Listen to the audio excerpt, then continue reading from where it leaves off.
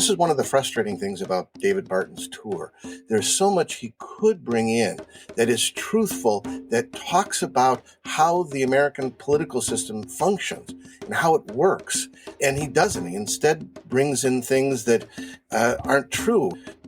This is what, the church and life really is about, is that none of us has it all figured out.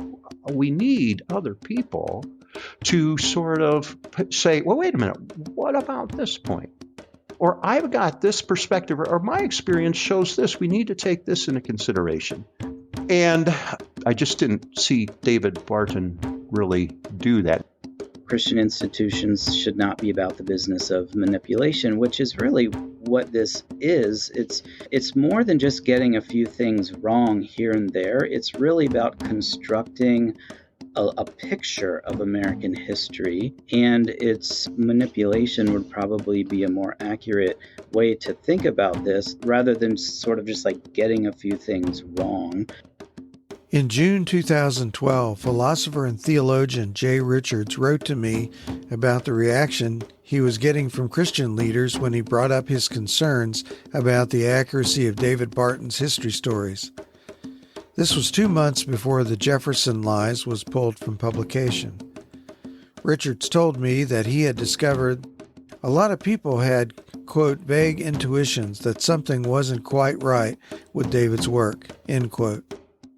He said in all his contacts he had not encountered criticism that he was being too picky. Instead, he said the reaction was more like, quote, oh no, I've had a bad feeling that something like this was going on, end quote. It's been a sort of conspiracy of silence, end quote. The Jefferson Lies was pulled from publication in August 2012, and for about a year after that, there was a breach in that silence. Some organizations wrote critical articles and publicly distanced themselves from Wallbuilders and Barton, but some were caught off guard. The leaders of these groups knew they had false and misleading material being offered to their constituents, but they didn't make any moves to remove it. This episode examines how two of those organizations handled the situation. I wish I could say this episode has a happy ending. Ultimately, what began as a conspiracy of silence ended even quieter than it began. Did you hear that? If you listen closely, you can still hear the conspiracy of silence.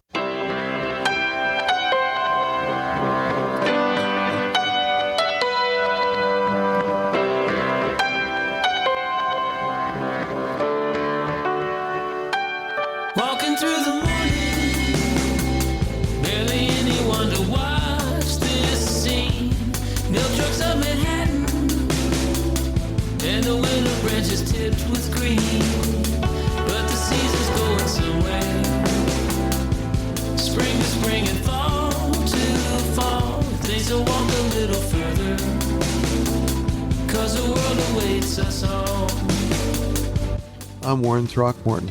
And I'm Michael Coulter. And we wrote Getting Jefferson Right, fact-checking claims about Thomas Jefferson. You're listening to the podcast series, Telling Jefferson Lies, a story about how history can be hijacked for ideological and political purposes. In previous episodes, we told the story of how David Barton's best-selling book about Thomas Jefferson was removed from publication in 2012 due to historical errors. Today, we talk about how two conservative Christian organizations, Family Research Council and Focus on the Family, reacted to challenges to their promotion of David Barton's stories by Christian scholars. This series also tells a broader story about the surge of Christian nationalism and the misuse of history which often goes along with it. Finally, we will turn our attention to the history of religious pluralism and freedom of conscience in the United States. This is Episode 7, Conspiracy of Silence. Bars are open down on Rivington Street. No call, no show, no work today. Wondering if this girl can get something to eat. Well, the job just took the breath from him. And the paycheck never sat too tall. Wants to give that girl the best he's got. 'Cause the world awaits After David Barton's book, The Jefferson Lies, was pulled from publication by Thomas Nelson, several large Christian advocacy groups quietly reevaluated their relationship with Barton. Some organizations publicly came out against Barton's work. Others had meetings with Barton in private. I don't know the scope of all those meetings, but I do know about two situations which I believe illustrate the dilemma faced by Christian groups who had relied on Barton for Christian nationalist stories. There were some positive developments. Shortly after Thomas Nelson pulled Barton's book, evangelical magazine World ran a series of articles involving Barton and several authors who contested his work. Historians Daniel Dreisbach, James Stoner, and Kevin Guzman were quoted by fellow historian Thomas Kidd as contradicting Barton's views of Jefferson's religious beliefs. World's editor Marvin Olasky was unusually generous with space to allow a kind of debate over specific historical claims. That debate involved Barton, Michael Coulter, Greg Frazier, and me. Frazier countered Barton's claims that Jefferson was orthodox in his religious beliefs.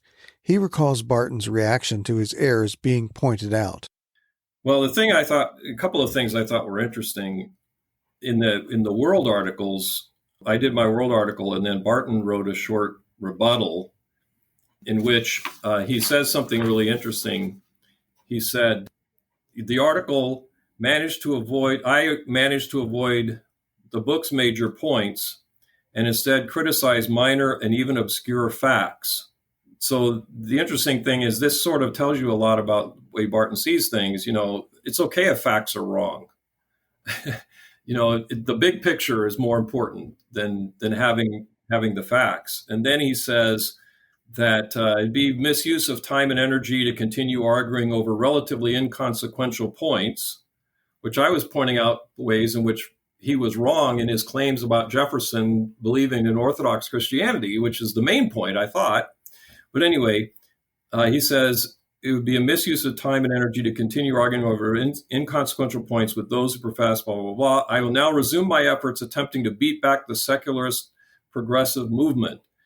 So I finished my response by saying what has been in question all along is not Barton standing as a cultural battler, but his standing as a historian. And that's the issue. So, you know, I don't question he's a cultural battler and so on, and stemming back the progressive tide, whatever. I don't really care about that. But the issue is he a historian, and how does he write history, not how well does he stem the progressive tide? The Colson Center and the Gospel Coalition wrote critical articles regarding the Jefferson Lies and Barton's methods in general. Joe Carter, writing for the Gospel Coalition, was particularly pointed.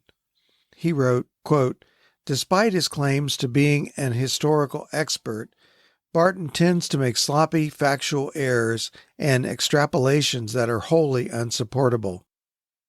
Aware of the conspiracy of silence, Carter added, quote, "Many are unaware, of course, that Barton has long been considered an unreliable source, but too many are aware of the legitimate criticisms and dismiss them because they want to subscribe to Barton's vision that America was founded as a, quote, Christian nation, end quote." Perhaps an episode on the positive moves by Christian organizations would be beneficial, but it wouldn't be very long. Instead, let's get right to it and start with the Family Research Council episode.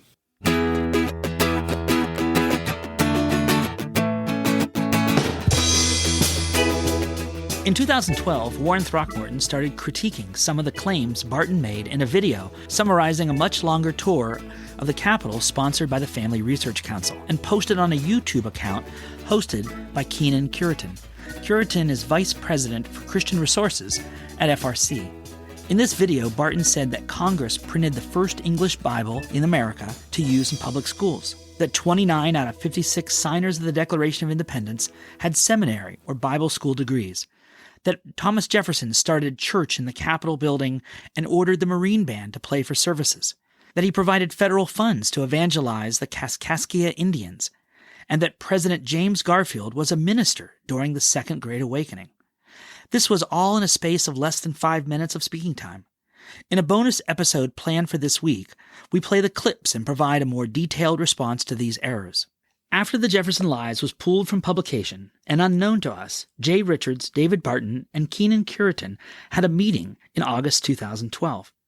At least one of the topics was the Capitol Tour video Throckmorton had critiqued. I later learned about this meeting when 35 scholars approached FRC with a request to remove the Capitol Tour video due to numerous errors. We wrote our letter in April of 2013. Warren Throckmorton and I coordinated the effort. One of the historians, Fred Beitler, had met with Barton several years before about the Capitol Tour. In his role as deputy historian of the House of Representatives, Beitler attended Barton's Capitol Tour and heard firsthand the errors that were still being said in 2012. Right. When I met with him, that would have been in probably 2006, 2007. Yeah, probably a little bit earlier than that. And some of it also, though, that I made him aware of some of the exaggerations, some of the issues. I also knew I wasn't going to get too far in changing how he was going to portray how religion was portrayed in the U.S. Capitol. And so I figured a better way would be to develop an alternative tour, to develop one that really got people to think in a different way about the space that he was trying to portray, and then write a little bit about it too, to make sure that those ideas were presented in one that was a more truthful way. Because as you walk into the Capitol, in the Capitol Rotunda, one of the things that it's amazing you cannot get behind it, but that you are in a building that the rotunda of which is designed like the Pantheon in Rome or in Paris. And I've been to Paris and seen the Pantheon. The interior dome is designed that way. And on the top of it, what you have is these portrayals of all the classical gods that are in there, with American sort of symbolism added. And at the center of it is the apotheosis of Washington, George Washington being ushered into heaven as a god. And to see that is an image in some ways of Christianity doesn't make any sense at all. What you've got is a combination of American symbols and pagan symbols. Barton did a couple good things in changing the Capitol Visitor Center exhibit. That was an important point on a number of things. But when it comes to the Capitol Tour, Barton consistently exaggerates things and shades the truth and says some outright falsehoods, and it's still up there. And so the Family Research Council should be correcting it. And one of the things that's frustrating about it is that when you have a false history, it taints the real part of the story. It damages the truth that's there. And so when you are emphasizing a false narrative or bringing in some false points, you obscure some of the more important ones. So the situation was this. FRC knew there were errors in the video in August of 2012. Barton had been told about them as early as 2006. Barton promised to correct them, but nothing had happened by April of 2013 when we wrote to FRC. Here is the letter that went to Tony Perkins and staff at FRC on April 23, 2012. Dear Tony Perkins, Keenan Curitan, and J.P. Duffy, knowing of your desire to offer truthful and accurate information to the public, we, the undersigned, Christian historians and social scientists, request that you remove the video titled U.S. Capitol Tour with David Barton from YouTube. There are many factual errors on this video which we shall detail in the attached summary. Given that the video has been viewed over 4 million times, it seems that the errors have been compounded among Christians who trust FRC for accurate information. Furthermore, it is apparent that pastors who go on the tour are learning false and misleading information. We can provide complete documentation for everything we present here. Given that these claims are highlighted in the video but easily disproved, we believe these errors are enough to warrant the removal of the video with appropriate explanation. We'd be happy to discuss this matter further and hope that we can count on you to represent historical facts accurately. We also ask that you let Michael Coulter know that you have received this note and attachment. Please direct communication on this matter to Dr. Coulter. On April 24th, Curitan replied and said FRC was, quote, well aware of the historical problems with the video, end quote. As noted, Jay Richards and Curitin had met with David Barton to discuss those problems, among other issues, in August of 2012. Although Barton promised in that meeting that he would edit the video to make it accurate, in the 9 months since the meeting, he had not done so. In the reply from FRC, there was no commitment to remove the video or educate the public. The group of academics wrote back with the following message. Thank you for your prompt response of April 24th. We are pleased that you recognize the errors in the Capitol Tour video. We were also glad to know that you have spoken to David Barton about these errors. However, the consensus of the signers is to respectfully suggest that FRC's approach to the matter does not address the central concerns. In speaking with Jay Richards, it was learned that the meeting with Barton, Richards, and you took place in August 2012. It seems to us that 9 months is much more than enough time to correct these errors. In the meantime, thousands of viewers have been misled and are now ill-prepared to defend their beliefs and advocate truthfully for religious liberty. Every day that the video is left up is one day too many. We are also aware that Mr. Barton continues to promote the same errors in other media outlets since the August meeting as he does in the video. We included links to the Founder's Bible and a media account of Barton at the Montana Governor's Prayer Breakfast as evidence. These ongoing errors make us less than confident that FRC will get a corrected video which address the problems we identified. We continue to urge you to remove the video from YouTube and replace it with a message that the video is being revised or replaced due to errors in the content. A responsible course would be to stop the misinformation and replace it with a correction. Thanks again for engaging in discussion with us about this, and we look forward to a positive resolution. On May 6th, Curitin wrote back with a brief note, quote, until a corrected video can be vetted and posted, we've opted to take the video offline so that no one else can see the erroneous material. As soon as I have something from David, I will let you know. In the meantime, I will review the links you forwarded. On May 7th, Throckmorton posted a notice about the removal of the video on his blog. We thought we were getting somewhere. However, just taking the video down wasn't enough in our view. FRC had, and still has, a responsibility to correct the errors they knew about and still know about over a decade later. As subsequent events demonstrated, FRC's plan was for the corrections to be made as quietly as possible. In mid-June of 2013, without any notice to the public or correction on the website, Barton made changes to the audio of the Capitol Tour video and posted it to his Wallbuilders website. He did not publicly acknowledge the errors, he simply changed some of the wording, leaving some errors unchanged. We alerted FRC to the remaining problems, but as far as we know, these problems were never corrected. This second video is still up, and Barton was back leading tours for FRC in 2014. Barton is still leading Capitol tours now. I recently spoke with a former employee of FRC who told me that the Capitol tours were often used for fundraising purposes. Barton was brought in by FRC to impress high-dollar donors who received special tours. It seems clear that FRC did not want to alienate Barton, and they were very reluctant to remove the video or do anything to make the public aware that there was a problem. In 2012-2013, there was a window of time when some openness to correction was in play, but that window did not stay open very long. After it was clear to our group that FRC was not going to make a public correction, I wrote Keenan Curitin to ask why. Curitin and I had a lengthy email exchange which boiled down to this. Barton had more supporters than I did, so keeping the errors quiet was how they were going to proceed. In fact, Curitin said, quote, David has a lot more followers than you or I will ever have, end quote. There is a cognitive dissonance for many people working in evangelical advocacy organizations. This story illustrates that. I believe some at FRC wanted to promote a true rendering of the stories being covered in the Capitol Tour. However, when it came time to make a decision about what to tell the public, silence won out. Silence seemed to be more helpful to their cause. Don't let anybody kid you.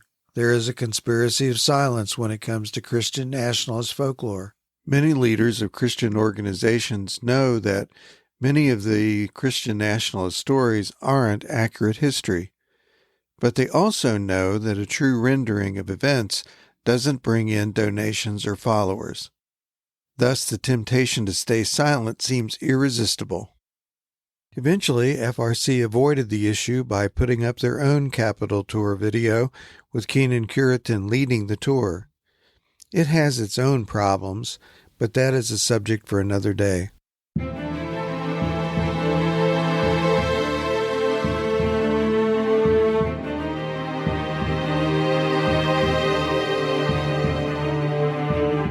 A low point in the year after the Jefferson Lies was pulled from publication was dealing with Focus on the Family. For various reasons, I knew many of the insiders at Focus. I thought they would be receptive to the scholarly input of Christian college professors. It didn't work out quite that way. At issue was an audio presentation from David Barton with many of the same errors we have been discussing throughout the podcast series. I want to focus on two. One is a new one to the podcast, and the other one is the familiar Aiken Bible myth. Let's dispatch quickly with the Bible story. Here's what Barton said to his audience. And one of the rarest works in our collection, or in any collection in America, matter of fact, any collection in the world, is this one right here. This is the first ever Bible printed in the English language in America. Now, do you know when it was printed? 1782. Do you know who printed this Bible? The Congress of the United States. Wait a minute, 1782, that's when our founding fathers were in Congress. Why would they have printed a Bible? Well, it tells you right in the opening here that this is a Bible, quote, for the use of schools. You want to tell me the founding fathers didn't want the Bible in schools? I hold here in my hand the Bible they printed for the use of our schools. 20,000 were originally printed. There are 52 still remaining in the world today. But this is absolute proof the founders wanted the Bible in schools. And their records are clear on this Bible and what they intended and et cetera, et cetera. We took this up in episode 2, and it comes up again in the Capitol Tour bonus episode. But let's review. Printer Robert Aiken printed the Bible in question and nearly had completed his job when he petitioned Congress to become the official Bible printer of the United States. In Aiken's petition to Congress, he said the Bible he had printed was a, quote, neat edition of the Holy Scriptures for the use of schools, end quote. However, Congress ignored his request to be an official Bible printer and did not include that phrase in any of their descriptions of Aiken's Bible. The phrase came from Aiken, not from Congress. The chaplains of Congress read through the Bible and commended Aiken for his accuracy, and then Congress offered this resolution, quote, resolved that the United States in Congress assembled highly approved the pious and laudable undertaking of Mr. Aiken as subservient to the interests of religion as well as an instance of the progress of the arts in this country, and being satisfied from the above report of his care and accuracy in the execution of the work, they recommend this edition of the Bible to the inhabitants of the United States, and hereby authorize him to publish this recommendation in the manner he shall think proper, end quote. There is no slant on this resolution that can be construed to mean that Congress printed the Bible for any reason. The second story, which Focus eventually deleted from Barton's presentation, pertains to a court case in Pennsylvania. That's a great description of where we are today, a word description, because today they do run into each other. It's like a head-on collision. I mean, you use something religious in the courtroom and you're in a lot of trouble, as evidenced by the case that we had at the Supreme Court not long ago called Commonwealth versus Chambers. In that case, came out of Pennsylvania, a man named Carl Chambers was convicted by a jury for taking an axe handle and brutally clubbing to death a 71-year-old woman to steal her Social Security check. Not only was he convicted by that jury, he was sentenced to death by that jury, and yet the court overturned his conviction, because they pointed out that despite all the evidence and all the witnesses and all the testimony, something terrible had happened in the courtroom. They said that in a statement of less than 5 seconds, the prosecuting attorney had mentioned 7 words out loud from the Bible. And the court said, we can't have that. So despite the evidence, despite the brutal nature of this crime, you mentioned a Bible verse, now we've got to reverse the murder sentence of this brutal murder because you mentioned a Bible verse in the courtroom. Barton here refers to the Commonwealth of Pennsylvania versus Chambers. The court here is the state Supreme Court, and the description is quite misleading. Barton makes it seem as though a brutal murder went unpunished because the court penalized the prosecutor for citing the Bible. The facts of the case paint a completely different picture. First, I will describe the facts Barton got right. In 1987, Carl Stevenson Chambers was convicted of robbing and killing Anna Mae Morris in 1986. The evidence was circumstantial but convincing to the jury. They found Chambers guilty of robbery and murder. During the sentencing phase, the prosecutor referred briefly to the Bible. The jury then rendered a sentence of death. Chambers appealed, and based on the Bible reference, the Pennsylvania Supreme Court vacated the death sentence. At this point, the facts diverge from Barton's rendition. Barton says, quote, "The court overturned his conviction," end quote, leaving the clear impression that a court let a guilty man go free. However, in truth, the conviction, or as Barton also framed it, quote, "murder sentence," end quote, was not overturned. The initial sentence of the death penalty was set aside so that a new sentencing hearing could be held. As a result of that hearing, the new jury came back with the same sentence of death. So Barton's contention that, quote, "the court overturned his conviction because they pointed out that despite all the evidence and all the witnesses and all the testimony, something terrible had happened in the courtroom," end quote, is simply not true. Eventually, Chambers' death sentence was set aside in favor of life in prison. But this change had nothing to do with the use of the biblical reference. In 2005, attorney William Hangley argued before a York County judge that Chambers could not be executed because Chambers is mentally impaired. In 2002, the United States Supreme Court ruled in Atkins versus Virginia that executing a mentally impaired person was, quote, "cruel and unusual punishment," end quote. Chambers scored a 60 IQ as a middle school student and 74 IQ as an adult inmate, leading the court to convert his death row fate to life in prison. The federal court agreed, which took Chambers off death row. In an email, attorney Bill Hangley confirmed to me that Chambers is still serving his life sentence. Although this is a detour, let's go into the details to see if the court was truly biased against religion. In making a case for the death penalty for Chambers, York County prosecutor Stan Riebert told the jury, quote, "Carl Chambers has taken a life, as the Bible says, and the murderer shall be put to death," end quote. Why did the Pennsylvania Supreme Court have a problem with that? Essentially, they argued that the prosecutor improperly appealed to a law other than civil law. Here is the section on point from Commonwealth versus Chambers. Quote, "Finally, Appellant Chambers argues that the prosecutor overstepped the permissible bounds of oratorical flair in his closing argument by referring to the Bible. The record shows that the prosecutor stated, quote, "Carl Chambers has taken a life, as the Bible says, and the murderer shall be put to death," end quote. Defense counsel objected. The trial court immediately noted his objection and gave a curative instruction to the jury. By arguing that the Bible dogmatically commands that, quote, "the murderer shall be put to death," end quote, the prosecutor interjected religious law as an additional factor for the jury's consideration, which neither flows from the evidence or any legitimate inference to be drawn therefrom. We believe that such an argument is a deliberate attempt to destroy the objectivity and impartiality of the jury, which cannot be cured and which we will not countenance. Our courts are not ecclesiastical courts, and therefore there is no reason to refer to religious rules or commandments to support the imposition of a death penalty.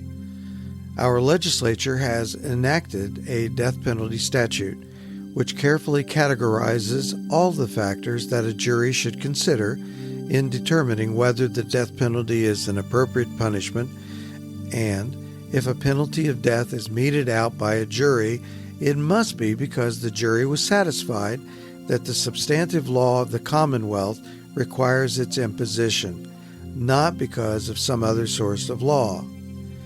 Because the prosecutor's argument in favor of the death penalty reached outside of the evidence of the case and the law of this Commonwealth, we are not convinced that the penalty was not the product of passion, prejudice, or an arbitrary factor, and therefore, pursuant to our death penalty statute, we must vacate the sentence of death and remand this matter for a new sentencing hearing. Accordingly, the conviction of murder in the first degree and the conviction and sentence imposed for robbery are affirmed, the sentence of death is vacated, and the matter is remanded to the Court of Common Pleas of York County for a new sentencing hearing." End quote. I do not think the reasoning of the Pennsylvania court indicates hostility toward religion per se. On point, the money quote from the Commonwealth v. Chambers case is this, quote, "Our courts are not ecclesiastical courts, and therefore there is no reason to refer to religious rules or commandments to support the imposition of a death penalty." End quote. This was not a situation where the court discriminated against religious speech. The prosecutor invoked Mosaic law instead of the governing statutes, the laws of Pennsylvania. In religiously conservative York County, Pennsylvania, I can understand why there is risk that such directions may generate biased responding by a jury. Furthermore, there are many outcomes envisioned by various religions about what would be proper in cases of murder. The courts cannot include persuasion which appeals to authorities other than the statutes, which cover all citizens, Christian or otherwise. David Barton offered this case as evidence that, quote, "If you do something religious in the courtroom, you'll be in a lot of trouble," end quote. It all depends on when and what you do. What he really should have said is, quote, "If you privilege conservative interpretations of Christianity in the courtroom, you're in a lot of trouble," end quote. By inaccurately citing the Chambers case, it seems to me that Barton is not complaining that the Pennsylvania court disrespected religion in some general way. He is troubled that the court failed to privilege his religion. In June 2013, I wrote to Focus on the Family's Carrie Earl and provided her with the materials already given to the Family Research Council about the Capitol tour video. Some of the bogus claims were the same. I also started to unpack other claims, including the Chambers courtroom story, but she told me in July of that year that Focus didn't need any additional information. Also in July, Earl told me in 2 terse emails to let it go. Quote, "Warren, thanks for contacting us about this. We have reviewed the content below, and it will remain on our website. Thanks, Carrie." End quote.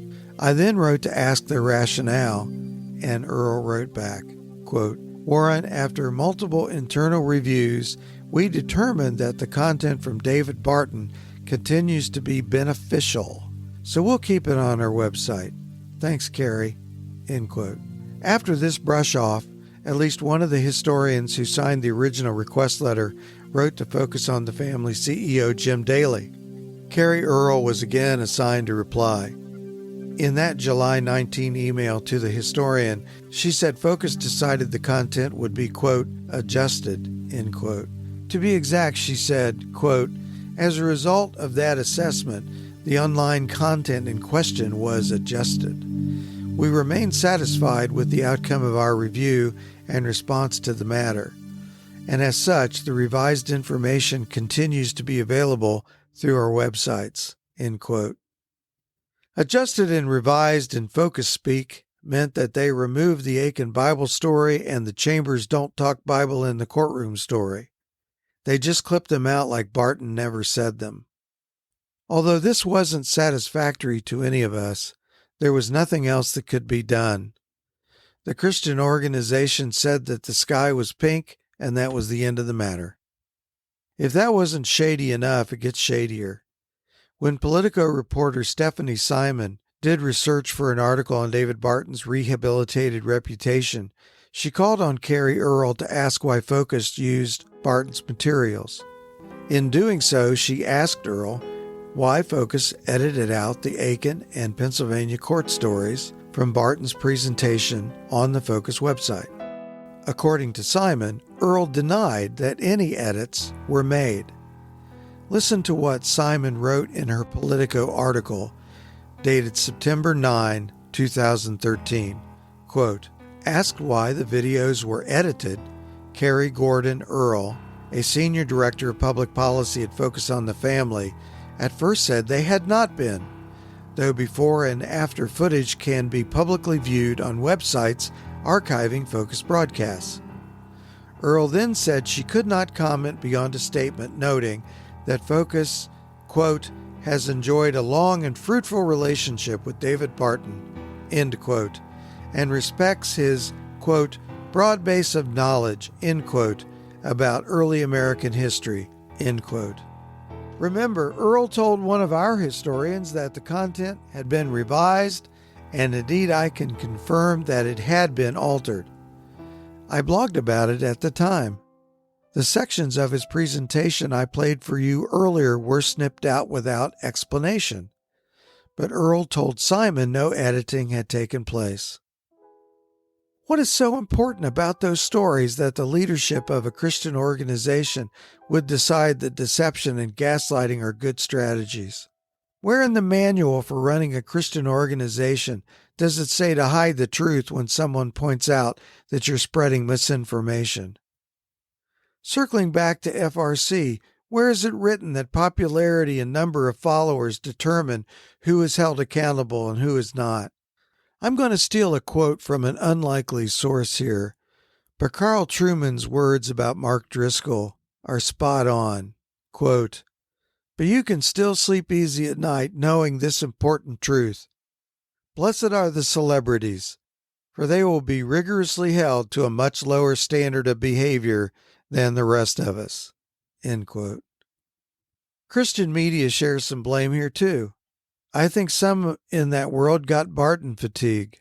For some reason, Christianity Today didn't cover the Barton story.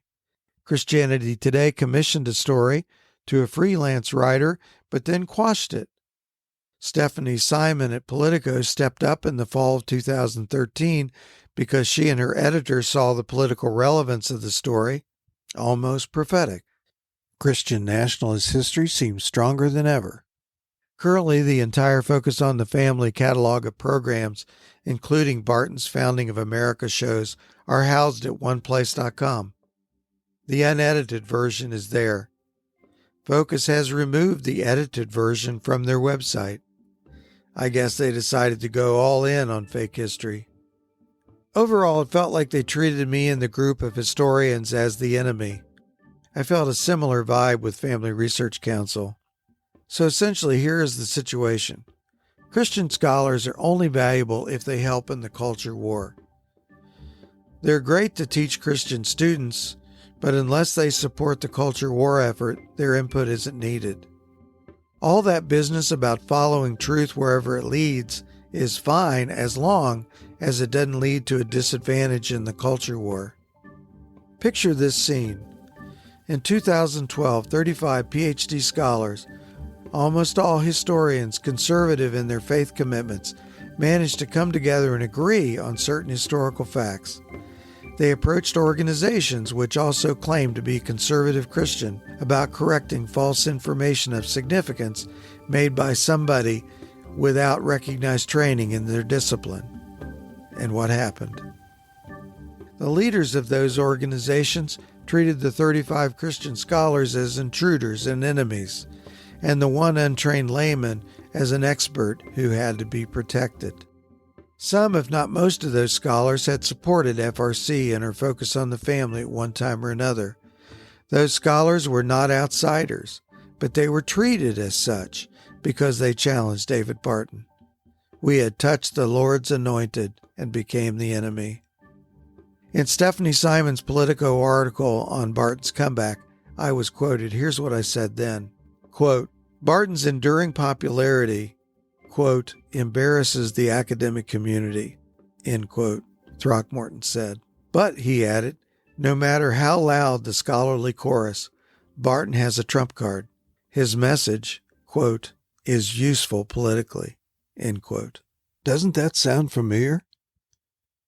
Can't you just hear the echo of Catherine Stewart? Just think back to Where's Waldo the Anointed episode. And in order to reframe the nature of our country, what our country is about, and basically reframe the meaning of our Constitution, they need an alternate history. And, again, his history has been debunked over and over, but the lies are too valuable to the movement to discard simply because they're not true. Simon asked Barton if the Thomas Nelson episode had hurt him. Here's what Simon wrote about that. Quote, in an interview with Politico, Barton says his remarks were sometimes taken out of context, but defended his scholarship as impeccable. And he said the controversy last summer did no damage to his standing. Quote, not at all, end quote. Politicians continue to join him as guests on his daily radio broadcast. Crowds continue to pack his speeches, and Barton said his organization continues to field calls from politicians seeking his advice. End quote. And that is about where the window of opportunity closed. The conspiracy of silence became and is now the status quo. Both of those organizations know what happened and what is true, but it doesn't matter. As Earl said, Barton's stories are beneficial. I wasn't able to talk to all of the historians who signed the FRC letter, but I did get to a few. Jared Burkholder, professor of history at Grace College, has been questioned simply for disagreeing with Barton's stories. Yeah, and I think what Barton does is very seductive. Historical fallacies and logical fallacies are always seductive. He convinces Christians that higher education, and other folks are doing this as well, really this narrative that higher education can be damaging to faith, that professors are out to undermine their faith, and that's, it's a messy world. Higher education is messy, and you're going to find lots of different individuals. But just because we criticize Barton doesn't mean that we are somehow out to undermine the Christian faith or out to undermine a certain perspective of, church and state and this sort of thing. While some might think there's some risk in telling the truth, in the end it provides the truest picture. So says Malone College history professor Jay Case. But the truth is always better. And God, you may be made uncomfortable for quite some time. And in fact, that happens. It's a pretty typical experience in college to feel your certain sort of conceptions challenged. I had one student who told me later, she said she came into my class and her first conclusion was, I hate America. That's what she thought about me, that I hated America. And then she just laughs now because she came to see, oh no, that's not true. That's not true. But she had to go through a process of realizing that actually the truth and the goodness and the beauty, you have to dig deeper to find it. And the truth is always better. And I think that's a deeply Christian point also. The truth is always better. I love that. Historians of all faiths and no faith have that in common. If only we could get the Christian organizations to believe that. Watch for a bonus episode related to this one titled The Capitol Tour Explained. We listen to the audio and then explain why the claims are false or misleading. We will also hear more from historians who were part of the effort to persuade FRC to remove the Capitol Tour video.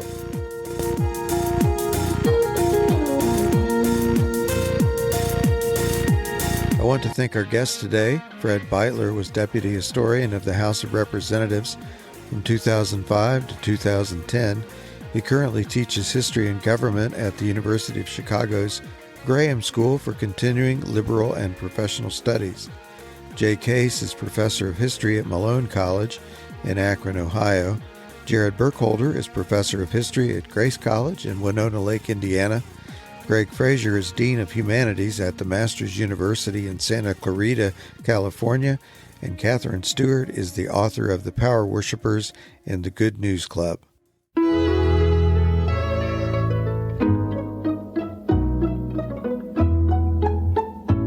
Telling Jefferson Lies is written and produced by Warren Throckmorton. Today's installment was hosted by Warren Throckmorton and Michael Coulter. The podcast is brought to you by the second edition of Getting Jefferson Right, Fact-Checking Claims About Thomas Jefferson by Throckmorton and Coulter. It's available at Amazon, Barnes & Noble, or just about anywhere books are sold. For more information, go to gettingjeffersonright.com. Today's closing song is Walking Backwards Down the Stairs by Larry Norman. He who has ears to hear, let him hear. I want to thank Charles Norman and the Larry Norman Estate for permission to play the song. Telling Jefferson Lies theme song is The World Awaits Us All by Roman Candle. Background music today was provided by Jonathan Swaim, Jonas Fair, Dustin Blatnick, and Warren Throckmorton. See the show notes for more credits. Please like the podcast and spread the word on social media. Every podcaster says that, but it really does help and makes us feel good too. Thanks for listening. Walking backwards down the stairs, watching life elude me, slipping through my grasp. Oh, I know the truth at last, but to reach the top I've got to stop from walking backwards down the stairs, trying to get higher. How can I get anywhere? Walking backwards down the stairs.